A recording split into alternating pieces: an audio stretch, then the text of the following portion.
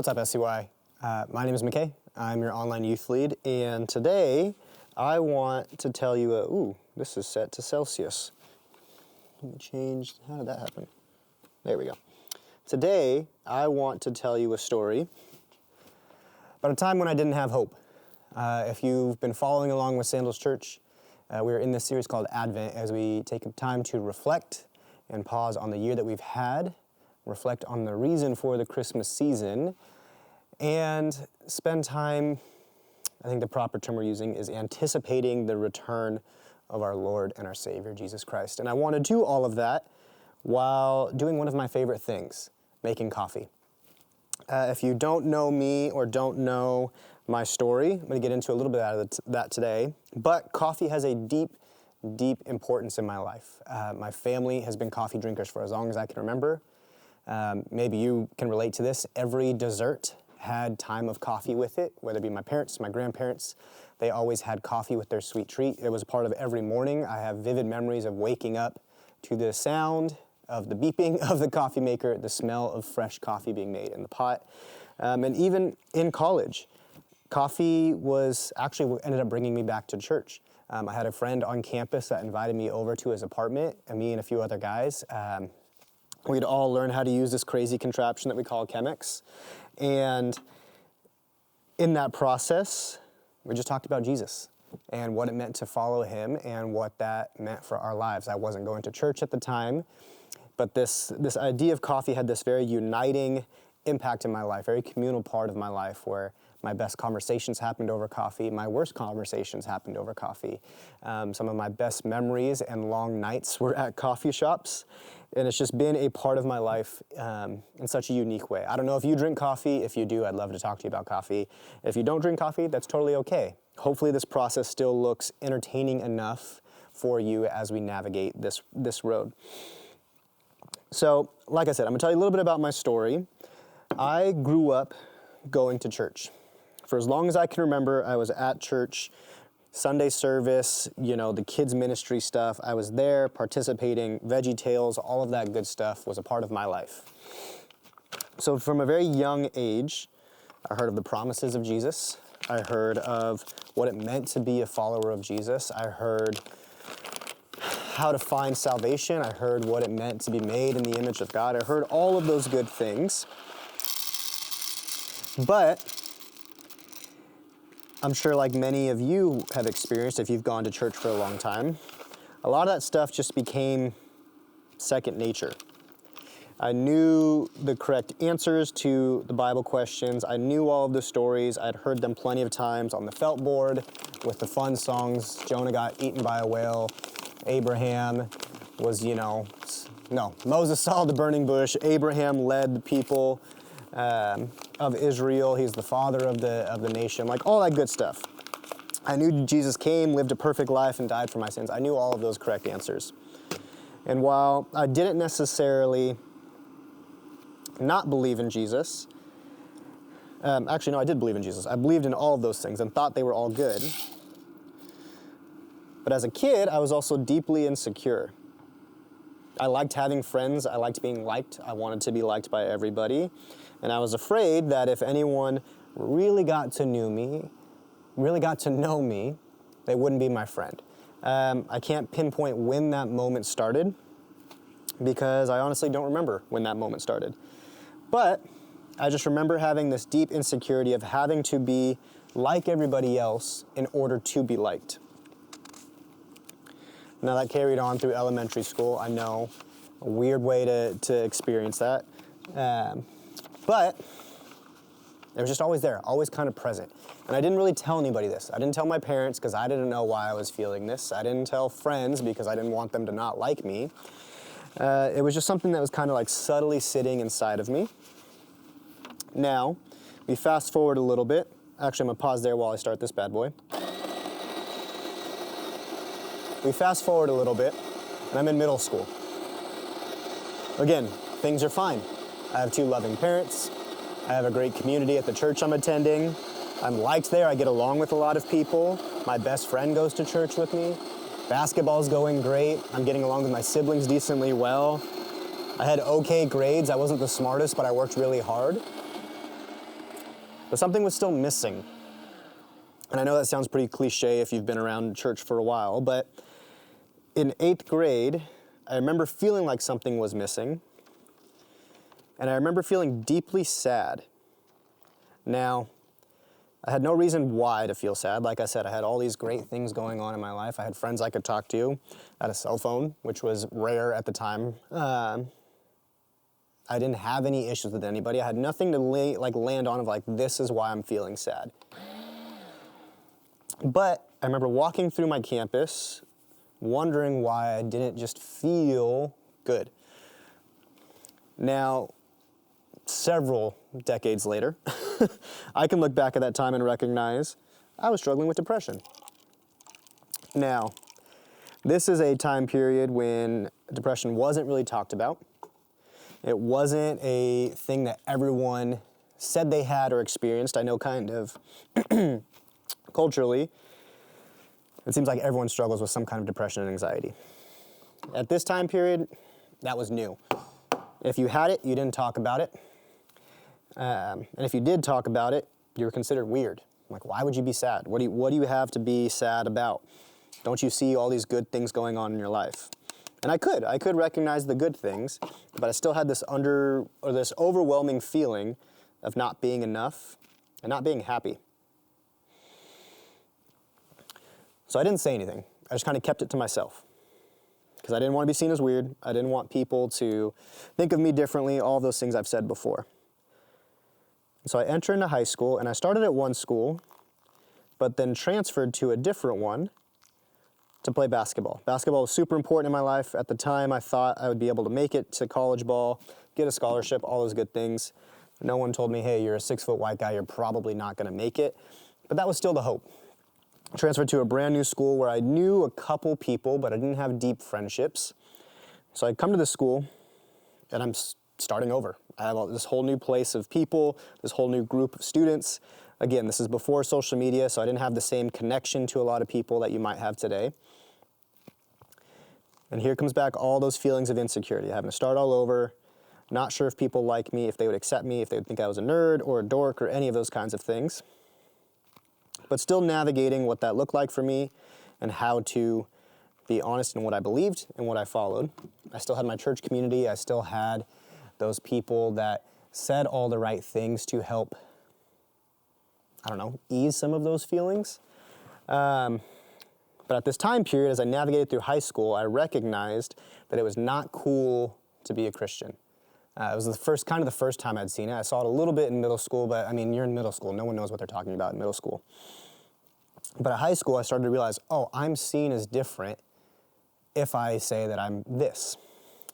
Now, I never outright denied my faith at school. But I didn't vocalize it very much. I didn't tell people I went to church unless they were like close friends or acknowledge that they went to church first.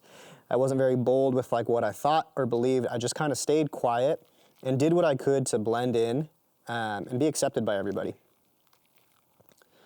Now, as an adult, I can tell you that's a horrible way to live because you're not finding true and authentic connections. You're finding connections with people that believe one thing about you even though you're someone completely different.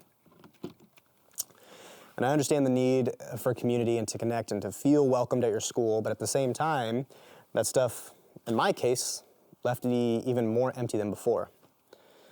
And I'm kind of going through my story a little quick here, but I'm going to jump to my senior year, because again, this is about hope. I was dating this girl, my very first girlfriend, first girl I ever told I loved, first girl that, was a serious girlfriend. And like many of you, or probably like some of you, this was the one where I'm like, yep, this is it. This is who I'm gonna get married. We're gonna spend the rest of our lives together. We were talking about college and what that meant and how to navigate that, what we wanted to do, what we wanted life to look like. And then two things happened. One, my undealt with depression and anxiety, because again, I'm not telling anybody.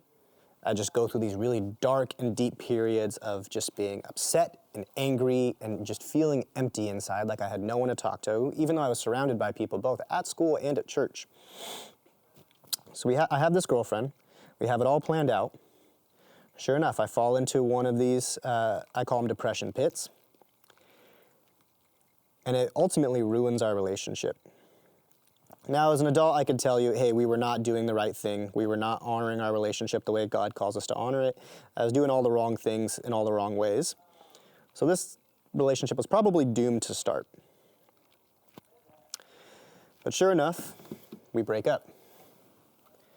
And that devastated me and put me in one of the darkest times I've ever had in my life. Now, before I continue this story, I want to tell you, if you are in this spot, if you are experiencing these deep, heavy emotions like this, there is hope, and there are people to talk to. If you need someone to talk to, you can talk to me. I will keep it between just us, although I am a mandated reporter, so if you're going to hurt yourself, I have to tell somebody. Sent me into this darkest moment of my life. And I wish that this wasn't part of my story, because again, I went to church. I knew all the right things. I believed that I was made in the image of God. But in the midst of this hurt and this darkness, this despair, I had thoughts about taking my own life that were a lot more real than I would like to admit. If my son now told me he had these types of thoughts, my heart would be broken for him, because it legitimately felt like this was the only option I had.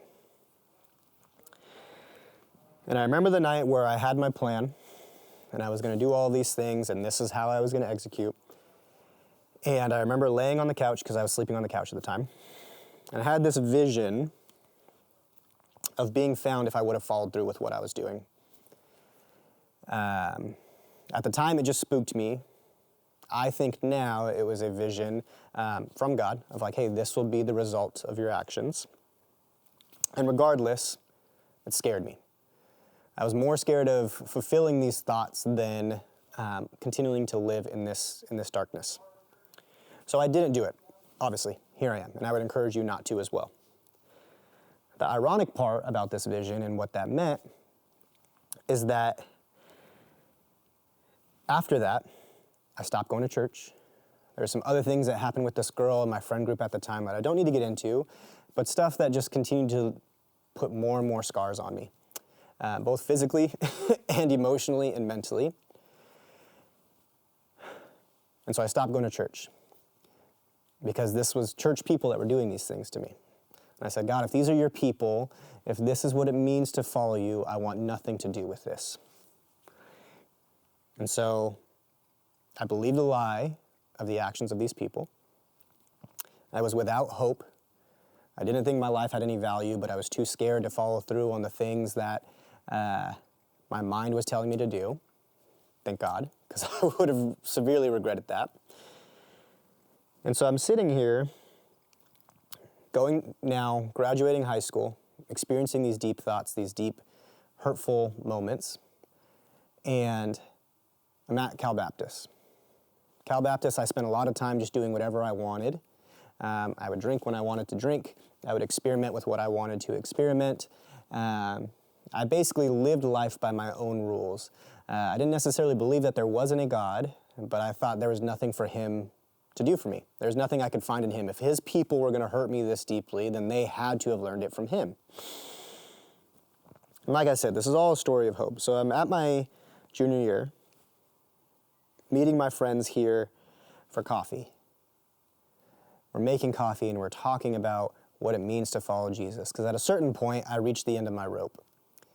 I still wasn't happy, even though I did whatever I wanted to do, drank whenever I wanted to drink, smoked whenever I wanted to smoke. I was the ruler of my own life, got to control my own destiny, because I thought if I had control, then nothing would go wrong, because I could control it. I can avoid the things that go wrong. But the reality is it left me more empty, more hurt, more just discouraged than I'd ever been before. And I'm meeting with these people, and we're talking about what it means to follow Jesus. And I reached this point of recognizing that even though it was church people that hurt me, even though it was wrong for them to do what they did, to say what they say, to live how they lived, I was in the same boat.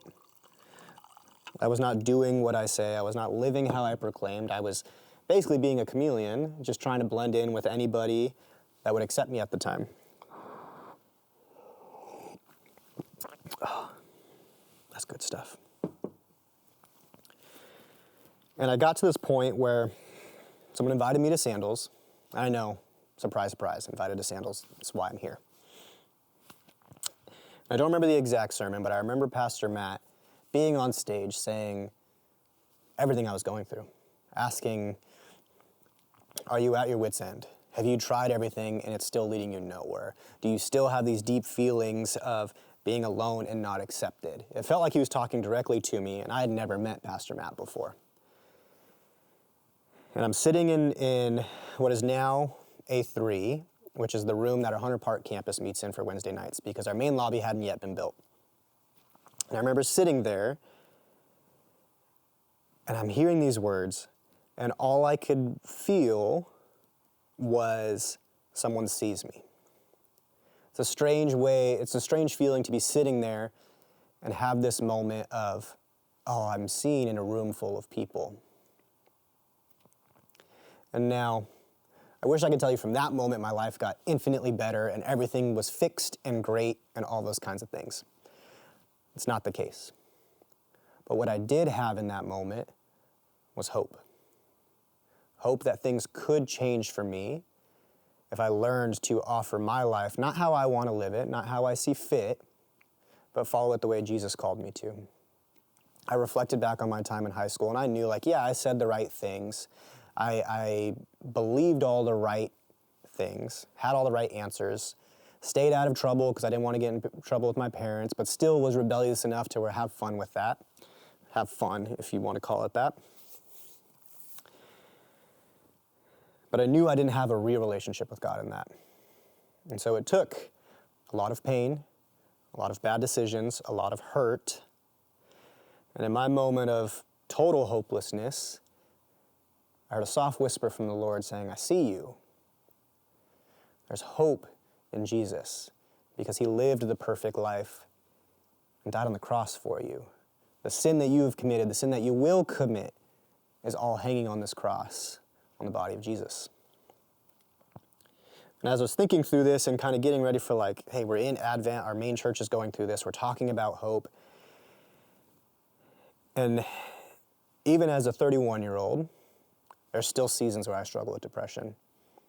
I still get a lot of anxiety making videos and trying to figure out what it means to teach and minister to you students. These feelings did not just go away magically. Next week, I'll kind of dive into how to navigate some of that. But for the first time, I experienced hope that things could change for me. That if I was experiencing this deep hurt, this deep depression, it wasn't going to be the end, that there is a light out of that.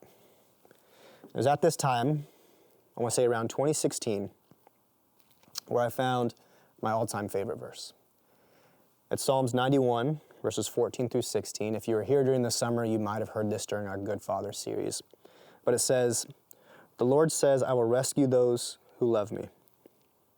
I will protect those who trust in my name. When they call on me, I will answer. I will be with them in trouble, and I will rescue and honor them. I will reward them with a long life and give them my salvation. Like I said, life hasn't been easy. Life is hard. Even when you follow Jesus, things happen that are hurtful, painful, difficult, a struggle. Things don't always make sense. It doesn't line up to be this perfect life. But when you trust and hope in Jesus, anticipating his second coming like he promised in the Gospels, you can believe the promises he has in Psalms where he says, I will rescue those who love me. I will protect those who trust in my name. If you don't have hope today, I don't say this to just be like, oh yeah, it's going to be okay. I understand that feeling. I've been there. And if you feel like there is no more hope and you can't go on any farther, I want to talk to you and try to offer you the same hope that Jesus has offered me and has for you. So as we continue in this Advent series, as we wrap up our time for 2024, I'd encourage you, watch Sandals Church YouTube, listen to the sermons from Pastor Matt, Pastor Fredo, the different pastors we have here. And don't just listen to them because your parents make you go, but really sit with the words that are being preached. Try to listen to the words that Christ has for you. And embrace this season of waiting, of anticipation, of hope, of joy, and of peace as we recognize what Jesus has for us as we navigate life following him. I love you guys. I'm praying for you. I hope you enjoyed watching me make coffee. I'll see you next time.